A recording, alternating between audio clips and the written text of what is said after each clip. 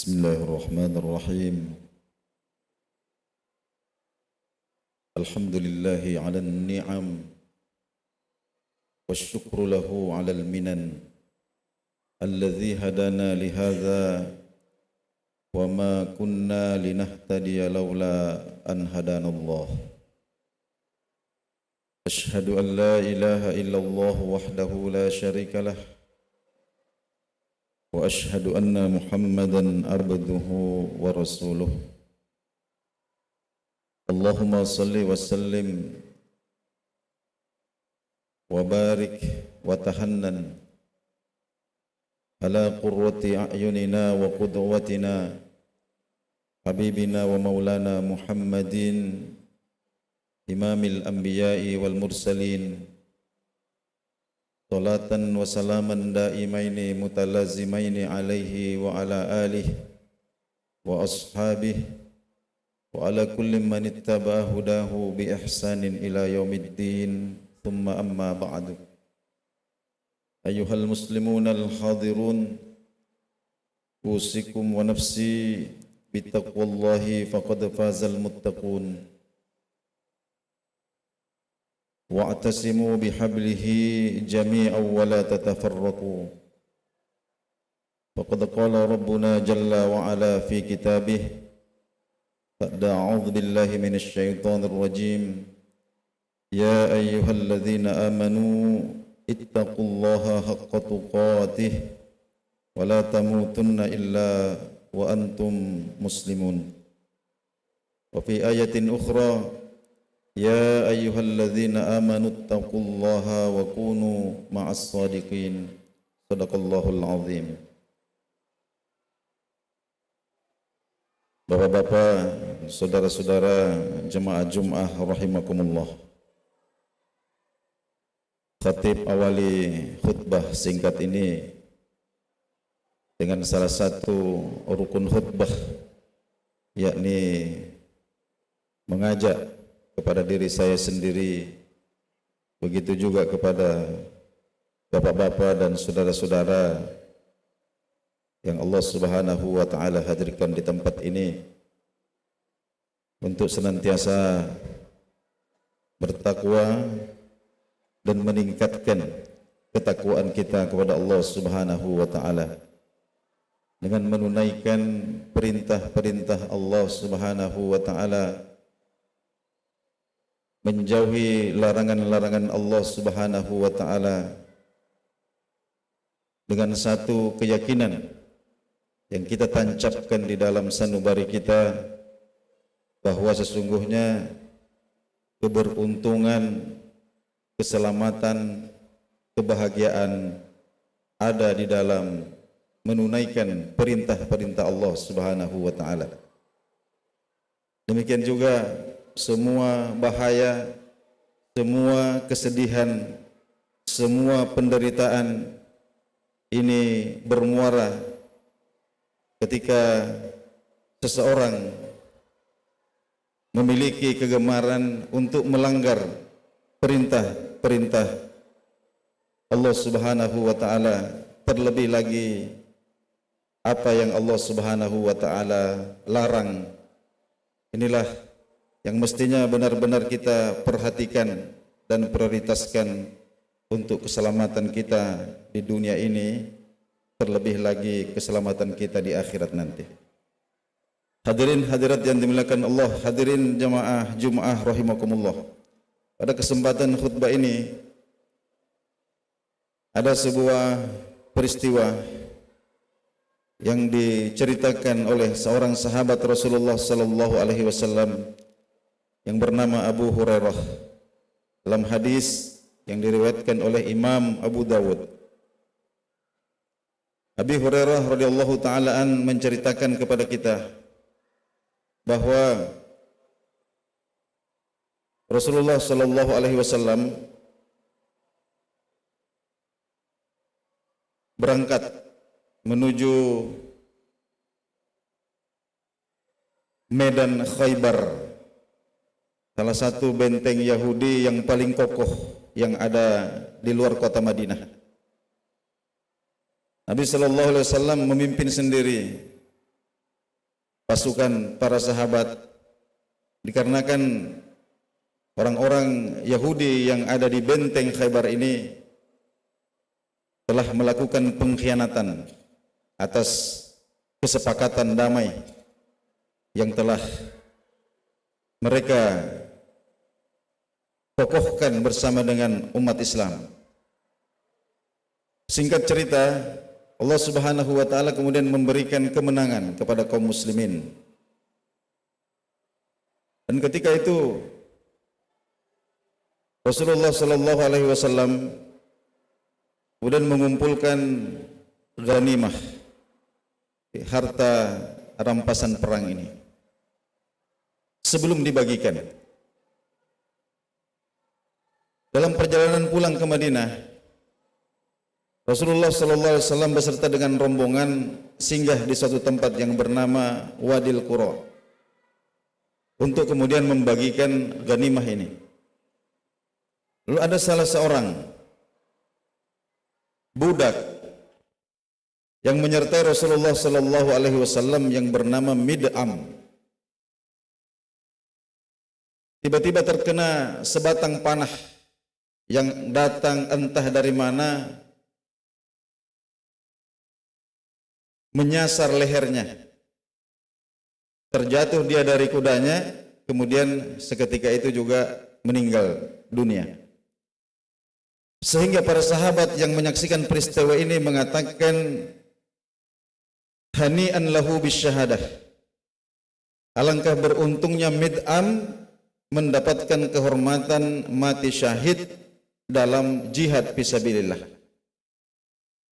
Akan tetapi kemudian Rasulullah sallallahu alaihi wasallam berdiri lalu mengatakan, walladzi nafsi biyadi, demi Allah Subhanahu wa taala, sesungguhnya sebuah mantel yang ia curi dari harta rampasan perang sebelum dibagikan, sebuah mantel yang ia curi, yang ia gelapkan dari harta rampasan perang yang belum dibagikan, itu akan menjadi penyulut api neraka yang akan membakarnya.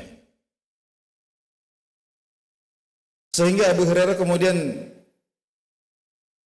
menceritakan bahwa ketika itu ada seseorang yang juga datang kepada Nabi sallallahu alaihi wasallam membawa tali sandal, lalu mengatakan, ya Rasulullah, ini juga saya dapatkan di medan Khaybar. Dia kembalikan itu. Maka Rasulullah pun mengatakan, bahkan sehelai tali sandal ini pun akan menjadi penyulut api neraka seandainya engkau tidak mengembalikannya. Hadirin yang Allah Subhanahu wa taala, kita renungkan sejenak kisah yang singkat ini, bahwa Mi'dam ini keluar di jalan Allah Subhanahu wa taala sebagai seorang mujahid, berjihad di jalan Allah Subhanahu wa taala. Akan tetapi kemudian gara-gara sebuah mantel yang ia gelapkan, yang ia ambil untuk digunakan pribadinya, padahal ghanimah ini adalah milik umum. Harta rampasan perang ini semua mujahid yang berpartisipasi di dalam peperangan ini memiliki hak. Sehingga kemudian ada seseorang yang mengambil untuk dirinya sendiri, untuk digunakan pribadi, maka Rasulullah SAW mengatakan, syahidnya ini tidak bisa menghalangi Allah Subhanahu wa taala untuk membakar orang ini di dalam neraka, disebabkan karena pelanggaran atau penggelapan atau korupsi yang ia lakukan terhadap milik umum.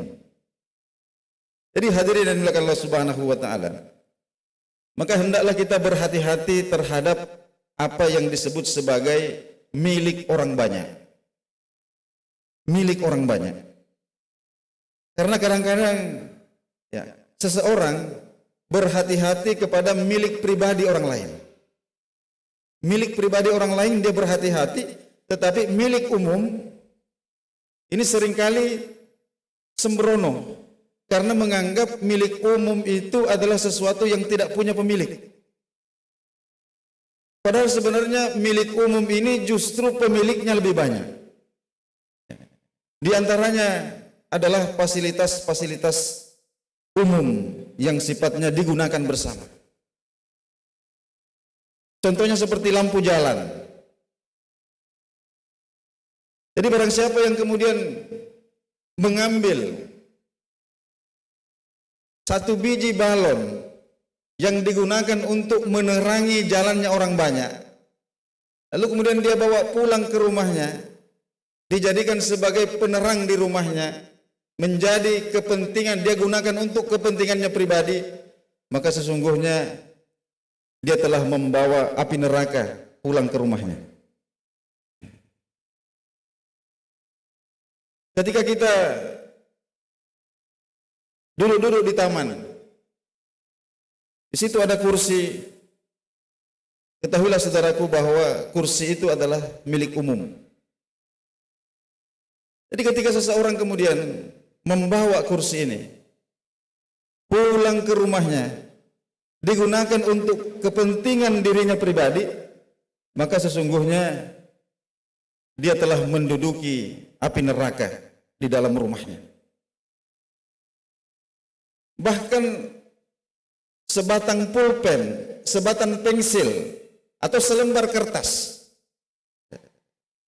yang dibeli dengan uang orang banyak, yang ditujukan untuk kepentingan umum, lalu kemudian secara sembrono kita membawa kertas ini, membawa pulpen ini, membawa pensil ini pulang ke rumah, digunakan oleh anak-anak kita untuk menulis kepentingan pribadi, maka sesungguhnya kita telah menuliskan bahagian kita di dalam neraka Allah Subhanahu wa ta'ala. Ini perkara-perkara yang terbilang kecil, yang terbilang remeh. Berapa harga sebatang pulpen? Berapa harga selembar kertas? Akan tetapi saudaraku yang mulia, ada satu kaidah penting yang harus kita pahami benar, bahwa Rabb kita, Tuhan kita, Allah Subhanahu wa ta'ala, jika kesalahan itu berkaitan dengan hubungan seorang hamba dengan Allah, maka Allah Subhanahu wa ta'ala Maha Penyayang, Allah Subhanahu wa ta'ala Maha Memaafkan, Allah Subhanahu wa ta'ala Maha Mengampuni. Akan tetapi ketika pelanggaran ini berkaitan dengan hak pribadi orang lain, apatah lagi yang berkaitan dengan kepentingan umum, maka sesungguhnya Allah Subhanahu wa ta'ala Maha Adil. Maha Adil. Dan keadilan Allah Subhanahu wa ta'ala adalah dengan memberikan balasan yang setimpal.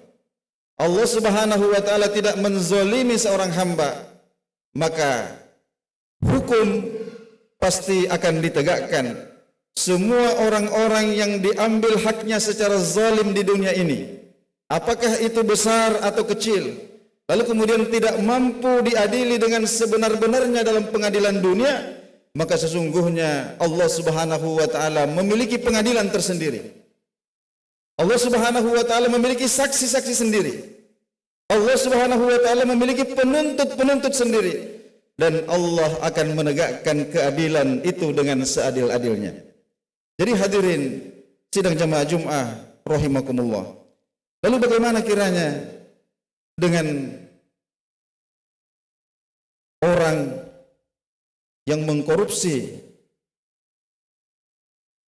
uang yang seharusnya digunakan untuk membangun sebuah jembatan yang besar? Maka sesungguhnya dia telah mencuri milik semua orang yang lewat di atas jembatan itu. Bagaimana dengan yang mengkorupsi uang yang seharusnya dibuat untuk jalan? Maka sesungguhnya dia telah mencuri dari semua orang yang melewati jalan raya tersebut. Bahkan baru-baru ini viral di sebuah berita, ada orang yang menjadikan jalan umum sebagai garasi mobil. Ini suatu hal yang perlu kita ingatkan. Ya, barangkali karena orang tersebut berpangkat, barangkali karena orang tersebut punya kuasa, punya relasi, sehingga kemudian fasilitas-fasilitas umum yang seharusnya untuk orang banyak digunakan untuk kepentingannya pribadi. Maka sesungguhnya 1 meter, 2 meter jalan umum yang dia gunakan untuk kepentingan pribadinya, maka sesungguhnya dia telah mengubur dirinya di lembah-lembah nerakanya Allah Subhanahu wa taala. Jadi berhati-hatilah saudaraku dalam kehidupan singkat di dunia ini. Jangan sampai karena hal-hal sepele. Kita dengarkan tadi bagaimana seorang sahabat Nabi begitu takutnya dia mendengarkan apa yang menimpa Mi'dam yang sudah mati syahid, tapi gara-gara sebuah mantel lalu kemudian menyebabkan dia masuk ke dalam neraka. Lalu ada seorang sahabat yang karena takutnya terhadap neraka, lalu kemudian dia mengembalikan 1 utas tali pengikat sandal. Apa nilainya tali pengikat sandal ini? Tetapi Nabi SAW mengatakan, bahkan tali pengikat sandal itu sekalipun jika engkau tidak kembalikan, itu yang akan menjadi penyulut yang akan membakar engkau di dalam neraka. Maka hendaklah kita memiliki ketakutan di dalam hati kita sebagaimana ketakutan yang ada di dalam hati sahabat ini, agar supaya kita betul-betul berhati-hati terutama terhadap apa yang dimiliki oleh orang lain yang bersifat pribadi, apatah lagi terhadap fasilitas-fasilitas yang bersifat umum. Jangan sampai kemudian kita gunakan untuk kepentingan pribadi yang kemudian menyebabkan Allah Subhanahu wa taala melupakan sifat kasih sayangnya, dan Allah akan menegakkan sifat keadilannya di atas diri kita. Hadirin jamaah Jumat rahimakumullah, inilah yang sempat khatib sampaikan pada kesempatan khutbah ini. Mudah-mudahan apa yang khatib sampaikan bisa menjadi pengingat bagi diri kita semua, terutama bagi khatib sendiri, sehingga kita betul-betul berhati-hati dalam kehidupan dunia ini, berhati-hati kepada Allah Subhanahu wa taala. Hadirin yang dimuliakan, Allah Subhanahu wa taala berfirman dalam Al-Qur'anul Karim, "A'udzu billahi minasyaitonir rajim. Innallaha wa malaikatahu yusholluna 'alan nabi. Ya ayyuhalladzina amanu shallu 'alaihi wa sallimu taslima." Barakallahu li wa lakum fil Qur'anil Karim. Wa taqabbalallahu minni wa minkum tilawatahu innahu huwas samiul 'alim. Aqulu qouli hadza wa astaghfirullah li wa lakum.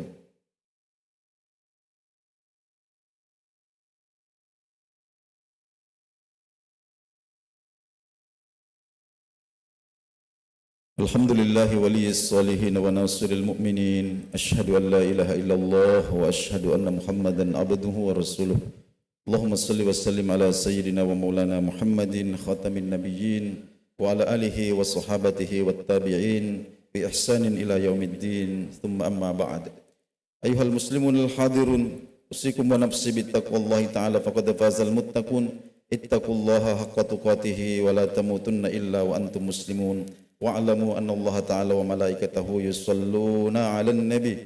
Ya ayyuhalladzina amanu sallu 'alaihi wa sallimu taslima.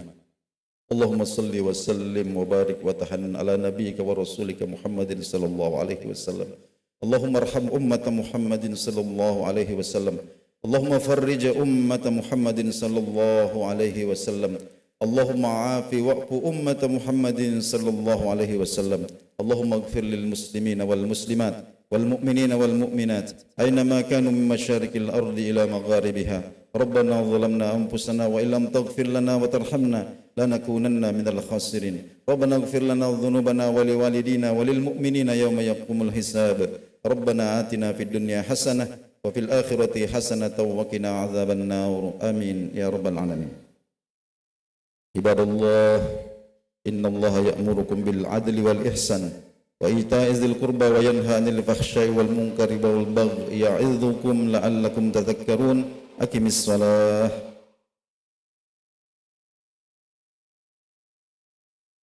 Allahu akbar, Allahu akbar. Asyhadu an la